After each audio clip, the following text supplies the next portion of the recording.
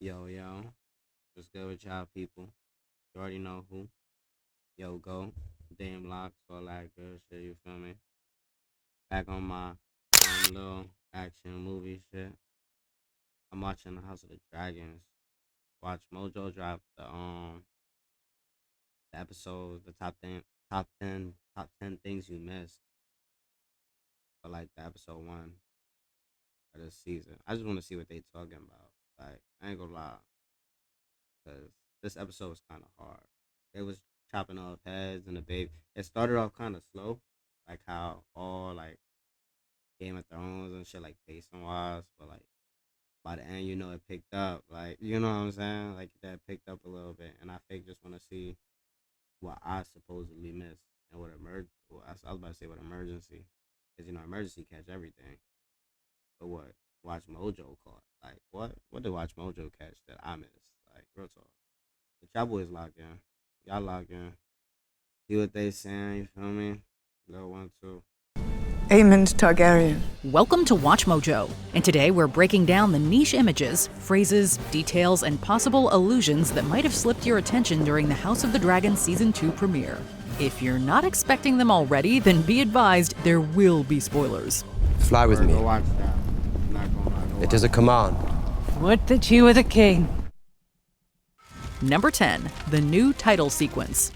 You know how it It was just goes. Game of Thrones, wasn't Fill it? in the damn titles. We cannot forget the refreshing creativity of the Game of Thrones opening credits. Each week began with an aerial tour over the map of Westeros, as graphics that represented the country's various locations sprang up like erector set models. House of the Dragon's first season adopted a similar format, but Season 2 is changing it up a bit. See the difference? Instead of three-dimensional dioramas, the new intro observes weaving yarn as it coils up into murals on a decorative tapestry. Okay, I There's didn't plenty think of that. imagery to catch, But I wasn't including looking at- depictions of burning cities, looking at what I was recognizable excited. players, and dragons. Excitingly, the montage shows a combination of events that both have and will happen.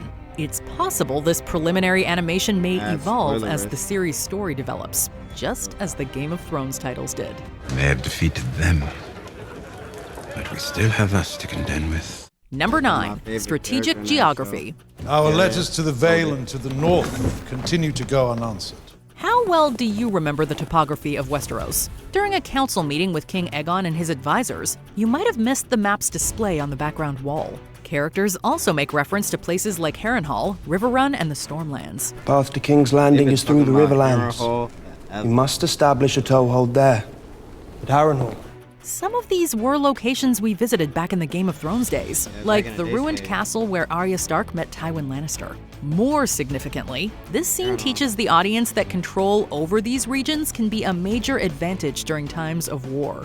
In the previous show, Robb Stark learned that lesson tragically. His fatal mistakes started as a tactical attempt to cross the twins in the Riverlands. Oh, yeah, he was trying to Hopefully, catch Prince that. Aemon doesn't plan on He- going if he back dead- on his if wedding he dead, vows. The Stormlands cross the should land, be I think he ours would've after won Prince that, Aemon's right? marriage pact to the Lady Floris Baratheon.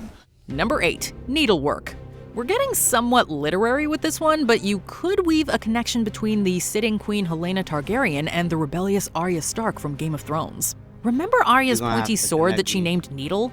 Book readers can recall that Arya chose this name ironically, since she always despised the ladylike activities that were demanded of her. You must not interrupt his custom. Sewing or needlework was one of these activities, but Arya much preferred swashbuckling, so the sword was her needle.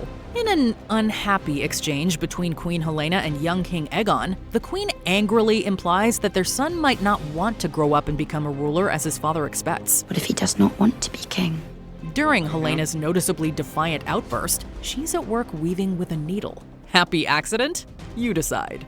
Not the dragons. Whatever your look, we've got the kit you'll love to lift in. Because we do gym. So you The rats.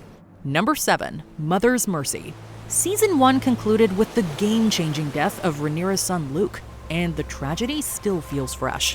When Daemon and Rhaenys Targaryen talk about their queen's absence, Rhaenys is much more understanding of Rhaenyra's grieving process. It was only when I saw my daughter's mortal remains that I could begin to mourn her. Having Already done also been lost a through it. child, Rhaenys is able to relate personally from a mother's perspective. A raven has told Rhaenyra that her son is dead. She needs to know it for certain. Bonding over both maternal and paternal love is actually recurrent in the Thrones and Dragon universe if you think about it. Cersei Lannister once tried to find common ground with Ned Stark because they shared unyielding love for their respective children. Do you love your children? With all my heart. No more than I love mine. Tyrion saw Cersei's motherhood as her one great trait, and many characters make their most consequential choices because of their young boys and girls. And now, a parent's despair appears to have solidified war. Number 6, Aegon's nicknames. Reading the many names from author George R.R. Martin's mythology is often something of a tongue twister. Hey, King Aegon! Aegon the Magnanimous, second of his name.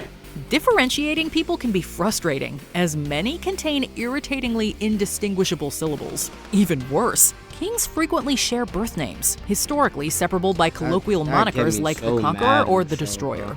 A couple of quick moments in this season premiere let us know that the current King Aegon wants an identifier of his own. The Magnanimous. He's not having much luck, though, since the Magnanimous is the best his friends can come up with. This could be more than just a throwaway joke, though, since a ruler's true power comes from how he's perceived by his people. He demonstrates power and commands respect. No one knows what magnanimous means. I think Aegon the Generous, then. That would charm the small folk. I like that. Imagine what might become of young Aegon if he's given a title like the Mad King. The Mad King did as he liked. Has your Uncle Jaime ever told you what happened to him? Number 5, the Fighting Pits. House of the Dragon has yet to spend much time on Essos, the neighboring continent that sits a whole narrow sea away from the show's primary setting. People used to bet against me when I fought in the pits. You would have bet against me. Common novice mistake. I've spent much of my life in this arena, and in my experience, larger men do triumph over smaller men. There have been some mentions here and there, and this quick one happens during Daemon Targaryen's deal with a nefarious rat catcher. Daemon asks the Fiend if he's gambled on the Fighting Pits, a gladiatorial arena on Essos where slaves forcibly battle each other to the death. Her ghost told me you're a betting man. Fighting Pits? On Game of Thrones, this was the place where Tyrion Lannister and Jorah Mormont fought for their lives, and it was also the backdrop for Daenerys Targaryen's climactic escape on Dragonback. Men associated with the pits are likely accustomed to brutality, and the Rat Man's role in this story sure plays out that way. How deep your debts? Number 4, the dreaded crossbows. Powerful. He was there. He was moving mad scary. But not invincible. Weapons capable of bringing down dragons are rarities. Game of Thrones fans are probably still reeling from the death of the mighty Viserion because it seemed like such an impossibility at the time. They can be wounded. They can be killed. But Cersei's minions learned from history and developed their own method for defeating the fiery creatures. And it worked lethally well against another of Daenerys' beloved children. During a recent House of the Dragon scene, which features armed and ready soldiers along the barrier of King's Landing, these great crossbows appear again. Dragon! On the Scorpion! But they said that. I think they said that. Informally called Scorpions, the far-reaching assault tools will look frighteningly familiar to those who remember.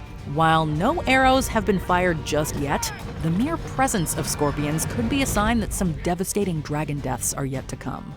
Number 3, the Warden of the North. Game of Thrones veterans might have shivered with glee when Season 2 returned us to the Wall. The recognizable icy barrier was the location for many of the last show's deadliest and most iconic moments. In Episode 1, Prince Jacaerys Velaryon walks the wall with a new face, discussing the realm's brewing conflicts. It pleases me to think that over a century ago our ancestors treated in this very place. The Conqueror and the King in the North. You at least had the mercy not to threaten me with your dragon. This is Cregan Stark, the current Warden of the North and Commander of Winterfell. Those titles should ring a bell, as they're also held by Eddard Stark during the setting of Thrones, some centuries after House of the Dragon. But you must know that my gaze is forever torn between north and south. In winter, my duty to the wall is even more dire than the one I owe to King's Landing. Cregan is one of Ned's ancestors, and conversations between Starks and Targaryens have historically led to some significant alliances, with Jacaerys being the son of Rhaenyra Targaryen. This partnership could carry some heavy implications.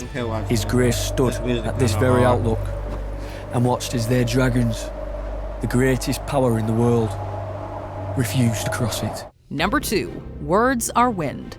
Words, words, words, penned Shakespeare, but the unfortunates of Westeros think they're nothing but air. Frustrated by his family's lack of action, young Aemon Targaryen utters the phrase "words are wind" near the episode's end. We've wasted precious days in this war of quills and ravens. Words are wind.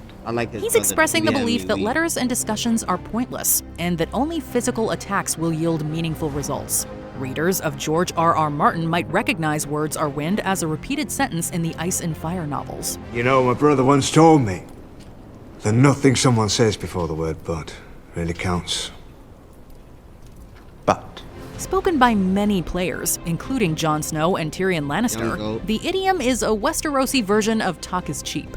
Wise characters don't put faith in what people say, because it's only deeds that matter. Its appearance here is likely an elusive nod to the great author that started it all. I will not tell you to stay or go.